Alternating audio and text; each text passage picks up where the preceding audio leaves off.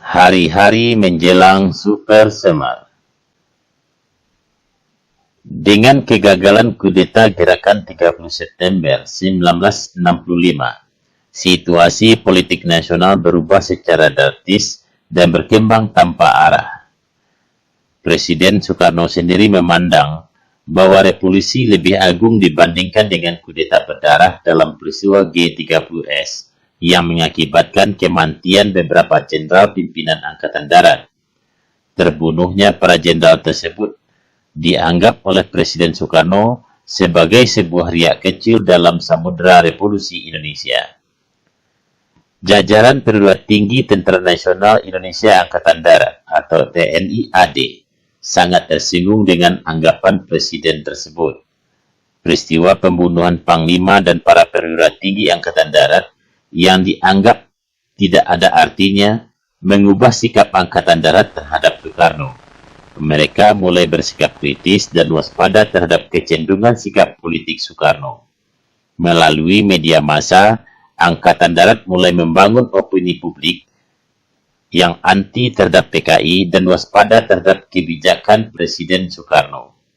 Dalam tempo yang singkat, Angkatan Darat berhasil membangun opini publik yang baru yang meragukan kehebatan ajaran dan praktik revolusi model Bung Karno. Bahwa Soekarno itu orang yang sangat yakin dengan apa yang dibuat. Bahkan ketika dia memperkenalkan ideologi ajaran Nasakom, Nasional Agama Komunis, dia yakin bahwasanya Indonesia akan bisa bangkit dan menjadi negara ketiga ya setelah Amerika dan Soviet ya, dengan menggabungkan tiga kekuatan tadi. Ada nasionalisme, kemudian ada agama dan komunis. Namun dengan kegagalan ini muncul kehilangan percaya diri ya, bahwasanya ajaran-ajaran yang selama ini digadang-gadangkan mampu membawa bangsa Indonesia yang lebih baik ya, tidak terbukti seperti itu, sehingga kepercayaan masyarakat juga mulai runtuh ya, bahkan muncul keinginan untuk kembali pada ajaran Pancasila. Bahkan salah seorang dari pembantu atau menteri pada masa kekuasaannya, Ojutak, mengatakan bahwa pada hakikatnya kekuasaan Soekarno sudah habis. Ya, hal ini dilihat bahwa banyaknya kebijaksanaan perintah-perintah yang tidak dijalankan oleh TNI AD. Dan ini membuktikan bahwa kekuasaannya sudah habis. Meskipun secara formal dia tak diakui sebagai presiden RI ya, dan juga mandataris MPR. TNI Angkatan Darat sendiri kemudian melakukan ofensif politik terencana dan terorganisasi dengan sasaran yang telah ditetapkan. Staf penerangan baik di tingkat OT, staf angkatan bersenjata, staf angkatan darat, dan angkatan lainnya kecuali angkatan udara diproyeksikan untuk mengadakan kampanye penyerangan melalui surat kabar angkatan bersenjata beserta edisi daerah komando militer dan surat kabar berita Yuda yang dikoordinasikan oleh suatu satuan tugas penerangan yang dipimpin oleh Brigadir Jenderal Ibnu Subroto. Sementara itu, pada tingkat perguruan tinggi, dilakukan kampanye penerangan terhadap apa yang terjadi.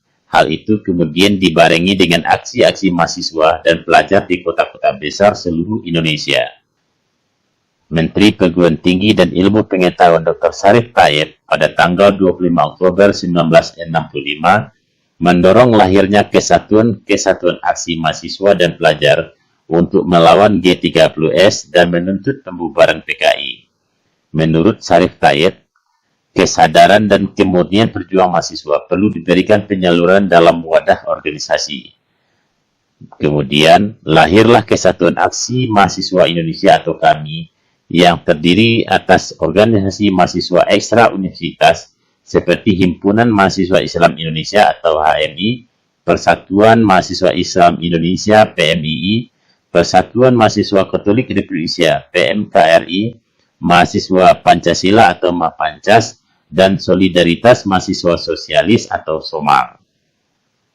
Pembentukan organisasi KAMI adalah satu konsolidasi kekuatan dari semua organisasi mahasiswa penentang G30S dan pembangkangan terhadap Komando Presiden pada tanggal 21 Oktober 1965.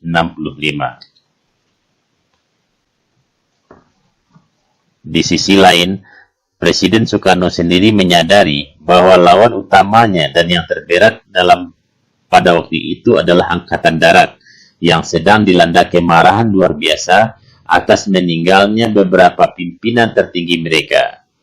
Soekarno salah dalam memilih orang yang ditunjuknya sebagai pimpinan pengganti Jenderal Ahmad Yani. Jenderal Pranoto yang waktu itu ditunjuk oleh Presiden Soekarno adalah sebagai orang yang lemah. Oleh karena itu, tatkala ditunjuk oleh Presiden Soekarno sebagai caretaker Menpangan, Jenderal Pranoto tidak segera bertindak menguasai marskal besar untuk menegakkan kepemimpinannya. Kelemahan lainnya adalah ketika Pranoto dihadapan dengan Soeharto, ia turun moral karena Pranoto pernah menjadi bawahan Soeharto sejak awal revolusi. Soekarno atau bahkan penasihatnya pun tidak memahami kondisi Angkatan Darat. Senioritas dan suasana psikologi diabaikan, ia hanya mendasarkan atas kalkulasi politik. Kesalahan ini berakibat fatal. Jenderal Soeharto tidak akan pernah respek dan mengakui kepemimpinan Pranoto. Soeharto mengetahui tingkah laku politik Pranoto yang cenderung berpihak kepada PKI. Kematian Ahmad Yani, seorang panglima yang anti-komunis dan digantikan oleh Pranoto, seorang yang pro-komunis, tidak dapat diterima oleh Soeharto. Soekarno mengenal dengan baik karakter Soeharto yang dianggapnya sebagai seorang yang keras kepala atau kopik, sangat teguh pendirian dan sulit menerima pendapat orang lain. Demikian pula Soekarno tidak berbeda dengan Soeharto. Sampai akhirnya Soekarno menggunakan kekuasaannya karena tidak berhasil menaklukkan pendirian Soeharto. Soekarno mengatakan kepada Soeharto, "Kamu seorang prajurit, kerjakan apa yang saya perintahkan. Mengenai perjuangan, serahkan kepada saya." Akan tetapi Soeharto tetap pada pendiriannya. Ia menilai PKI telah melakukan tindakan kok, karena itu harus ditindak.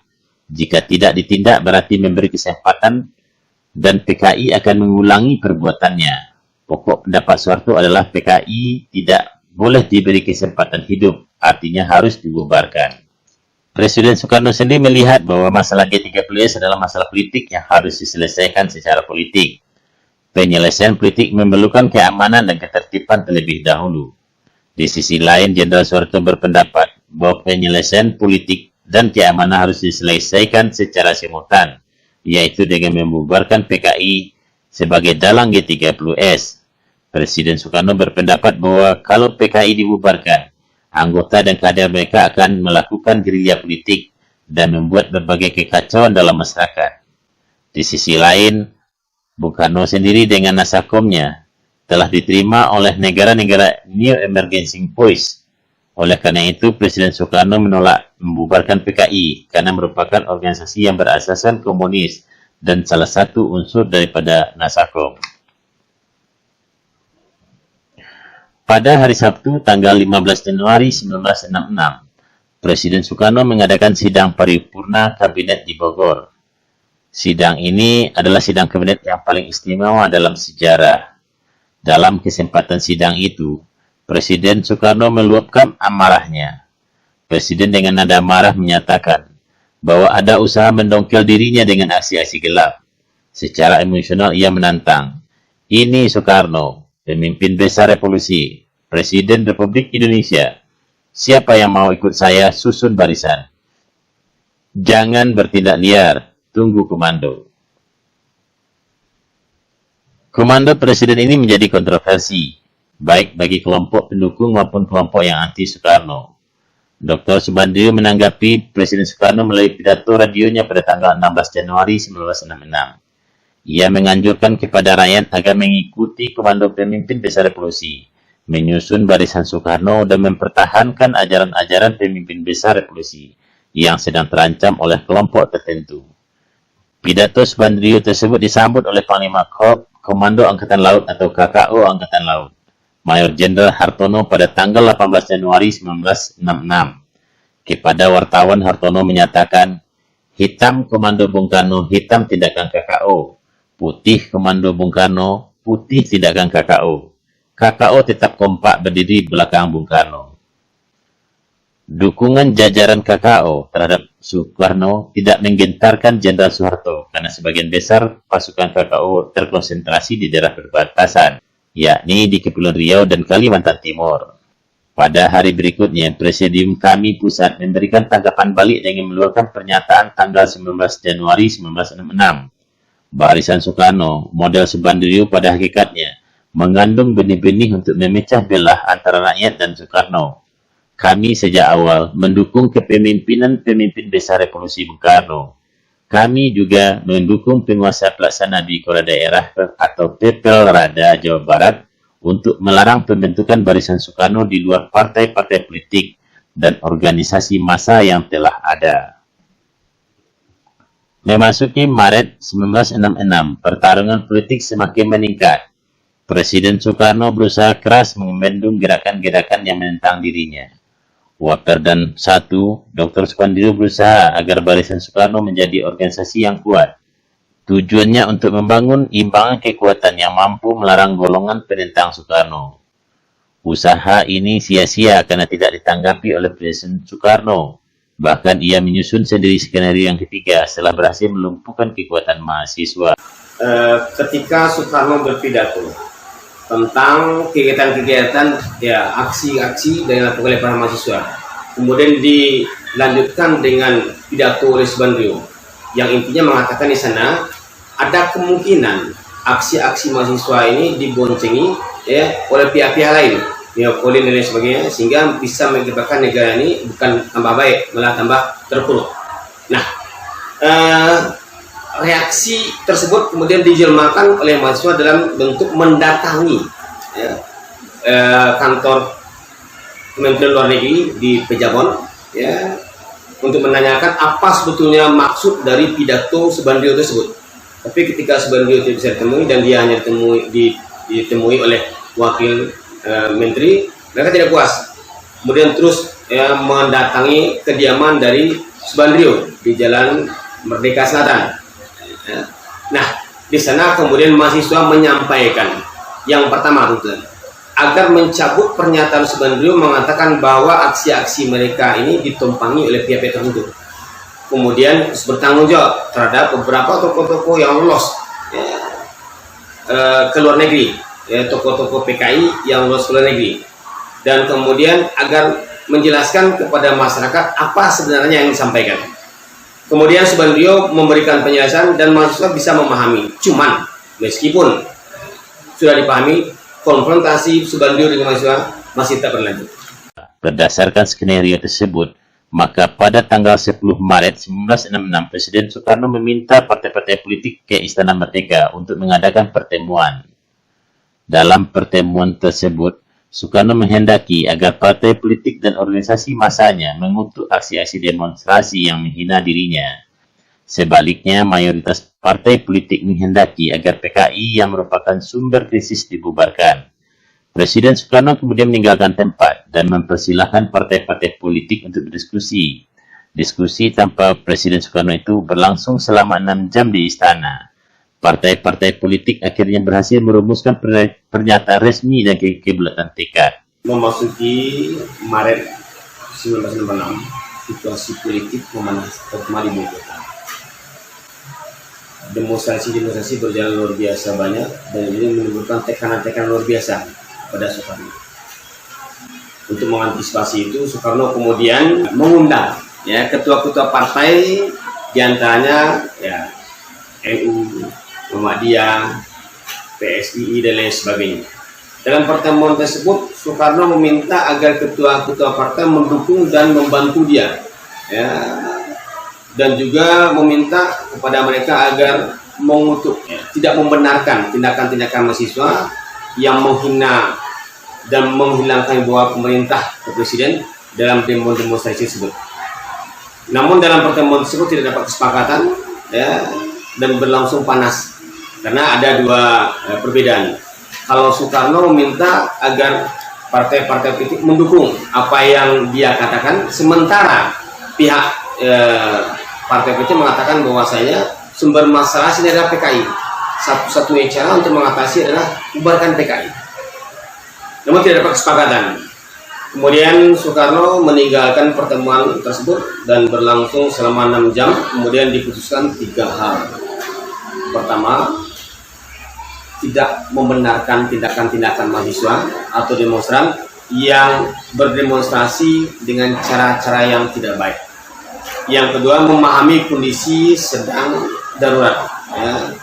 Ketiga, berketepatan hati untuk bersama-sama mendukung kebijaksanaan Soekarno. Namun setelah itu beberapa waktu kemudian, keputusan tersebut dirubah sendiri oleh ketua-ketua partai. Karena satu, ya, bahwasanya apa yang disepakati dan diputuskan pada tanggal 10 Maret tersebut dilakukan di bawah tekanan. Yang kedua, tindakan Waperdam 2 yang menolak untuk memberikan perpanjangan waktu dan diskusi itu tidak dibenarkan. Ya, tidak dapat dibenarkan. Berikutnya, kata-kata mohon pengertian atau memahami tindakan-tindakan mahasiswa tersebut itu dinilai, ya, mahasiswa boleh melakukan demonstrasi cuma dengan cara-cara yang baik sehingga tidak menghilangkan wibawa pemerintah presiden. Yang keempat, bahwasanya apa yang dituntut oleh para mahasiswa itu benar-benar berasal dari hati nurani mereka, di antaranya membubarkan PKI, kemudian memperbaiki kinerja kabinet atau memperbaiki Menpora, yang kedua memperbaiki ekonomi, dan itu memang betul-betul dari mahasiswa, tidak ditunggangi oleh pihak yang lain.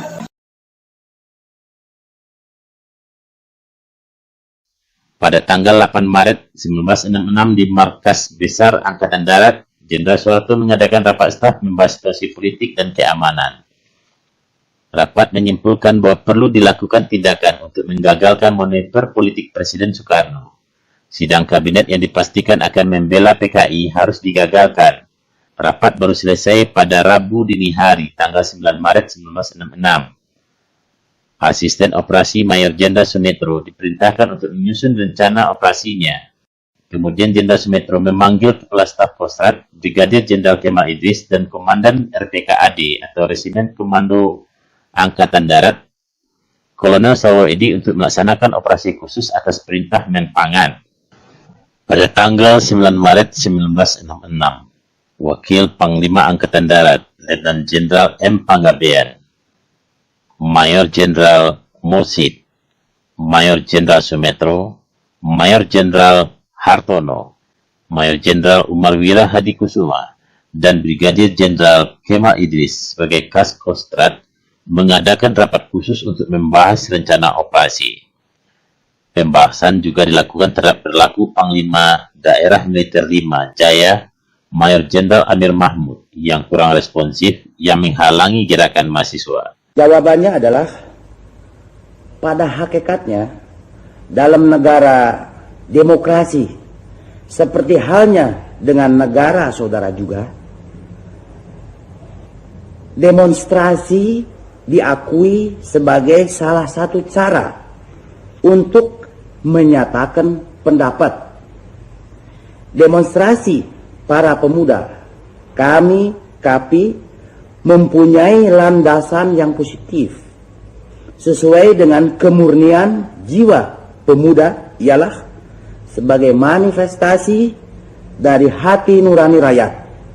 Kita semuanya selalu harus ikut menjaga agar kemurnian jiwa pemuda tersebut dapat selalu dipertahankan. Amir Mahmud yang dipanggil hadir dalam rapat tersebut tidak menyetujui penempatan pasukan tanpa inisial mengepung istana dan mengetahui bahwa mereka adalah RPK. Untuk itu, Umar memerintahkan Kemal untuk menarik semua pasukan yang ditempatkan di sekeliling istana. Di sisi lain, Kemal Idris sendiri menolak perintah untuk menarik pasukannya. Oleh karena itu, Umar Wira Hadi Kusuma meneruskan perintah kepada Wakil Panglima Angkatan Darat Panggabean. Pasukan RPKAD tanpa inisial anak buah Kolonel Sarwo Edi Bowo sebenarnya sudah ditempatkan di sekitar sana sejak akhir Februari 1966 atau awal Maret 1966. Pasukan itu bertugas menangkap Dr. Sukandrio yang berlindung di dalam istana dan tidak berani keluar. Pada hari Jumat tanggal 11 Maret 1966, situasi ibu kota berbeda dari biasanya. Jalan-jalan di sekitar istana telah penuh dengan massa mahasiswa yang sejak pagi-pagi buta telah berada di depan istana. Pada hari itu di istana akan diadakan sidang paripurna Kabinet Wikira yang disempurnakan. Sidang kabinet ini menjadi istimewa karena merupakan sidang pertama kabinet Wikura yang disempurnakan sejak para menterinya dilantik pada tanggal 24 Februari 1966. Jalanan diblokir oleh mahasiswa dan ban mobil para menteri yang akan menghadiri sidang di Kempesi. Pada waktu itu, mobil dinas menteri adalah sedan Dodge bercat hitam dan mudah dikenali karena nomor polisinya hanya 2 angka. Sebagian menteri dengan caranya masing-masing berusaha hadir dalam sidang kabinet. Di antaranya, ada mereka yang menggunakan sepeda, dijemput dengan helikopter, dan sebagainya. Di sisi lain, Soeharto yang merupakan salah seorang menteri pada saat itu tidak ikut dalam pertemuan. Ada 2 pertimbangan mengenai ketidakhadiran Soeharto dalam sidang tersebut. Pertama, pertimbangan bahwa Soeharto mengetahui skenario Soekarno yang merencanakan untuk menangkap dirinya. Kedua, pertimbangan bahwa keadaan yang sudah berpihak kepada dirinya jangan sampai berubah oleh karena suatu kemungkinan PKI menjadi benar, yang berarti Dewan Jenderal itu ada. Tatkala Presiden Soekarno berpidato yang baru berlangsung lebih kurang 10 menit, Amir Mahmud menerima nota dari Jenderal Sabur bahwa ada pasukan tak dikenal di luar istana. Karena Bung Karno sedang berpidato, Amir Mahmud tidak menanggapi itu. Akhirnya muncul lagi nota kedua yang langsung diberikan kepada Bung Karno. Akibatnya adalah Bung Karno sendiri segera menghentikan pidatonya dan menyerahkan tanggung jawab kepada Waperdam 3 Dr. Laimena. Tatkala Presiden berjalan meninggalkan ruang sidang, Amir Mahmud merasa bertanggung jawab dan ia mengikuti Bung Karno dari belakang. Bung Karno kemudian meneruskan perjalanannya menuju Istana Bogor dengan mempergunakan sebuah helikopter, dan kemudian tindakan ini diikuti oleh Waperdam yang lainnya. Sementara itu Amir Mahmud kembali ke Istana Negara setelah Presiden Soekarno berangkat ke Bogor. Tiba di tangga sebelah barat Istana Merdeka, ia bertemu dengan Mayor Jenderal Basuki Rahmat yang berjalan bersama M. Yusuf, Menteri Perindustrian Dasar dan Ringan. Yusuf kemudian memiliki ide untuk segera pergi ke Bogor menyusul Presiden dengan maksud berbincang-bincang dengan Presiden. Namun kemudian Amir menyarankan agar terlebih dahulu melapor kepada Soeharto sebelum menemui Presiden. Ketika sampai ke tempat Soeharto, Soeharto sendiri mengizinkan ketiga jenderal tadi menemui Soekarno ke Istana Bogor. Jenderal Soeharto kepada mereka berpesan agar Bung Karno memberikan kepercayaan kepadanya untuk mengatasi keadaan. Tidak ada perintah lain kecuali hanya itu. Setelah itu, ketiga jenderal yang sangat dekat dengan Presiden Soekarno itu segera menuju Bogor. Ia diterima oleh Bung Karno di Istana Bogor. Setelah berbincang-bincang dengan Bung Karno dan menyampaikan pesan Jenderal Soeharto, maka ketiga perwira tinggi itu akhirnya diperintahkan membuat surat perintah Presiden kepada Jenderal Soeharto. Pada saat akan merumuskan draft surat perintah, Amir Mahmud menyarankan agar dibentuk tim yang diketuai oleh Basuki Rahmat. Adapun Sabur ditunjuk sebagai sekretaris. Amir Mahmud sendiri meski tidak duduk dalam tim, ikut berperan memberikan kontribusi pikiran dalam penyusunan draft. Setelah menerima laporan draft surat perintah yang diketik, Presiden Soekarno memanggil ketiga Waperdam. Mereka semua berkumpul di ruang makan pavilion, dan dalam pertemuan itu juga hadir Nyonya Hartini Soekarno. Presiden menerima draft surat perintah dari Sabur dan membacanya, kemudian diserahkan kepada ketiga Waperdamnya untuk dimintai persetujuan. Akhirnya draft surat perintah itu ditandatangani oleh Presiden Soekarno di hadapan ketiga Waperdam, ditambah dengan 4 orang perwira tinggi, yaitu Basuki Rahmat, Amir Mahmud, M. Yusuf, dan Sabur, serta istri Presiden Nyonya Hartini Soekarno. Dengan demikian, draft surat yang tidak memenuhi syarat administrasi itu sah menjadi surat perintah resmi.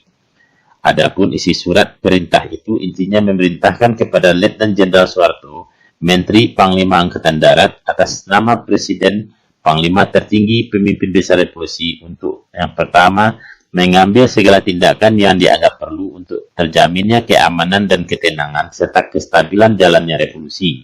Kedua, menjamin keselamatan pribadi dan kewibawaan pimpinan Presiden, Panglima tertinggi dan Pemimpin Besar Revolusi. Tiga, melaksanakan dengan pasti segala ajaran pemimpin besar revolusi. Peristiwa ini merupakan tragedi dalam karir politik Soekarno. Soekarno tidak lagi mampu menghadapi tekanan politik yang begitu dahsyat seorang diri.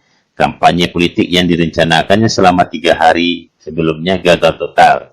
Surat perintah 11 Maret 1966 adalah suatu bentuk formal dari risiko kepemimpinan perjuangan yang dipilihnya sebagai pemimpin rakyat.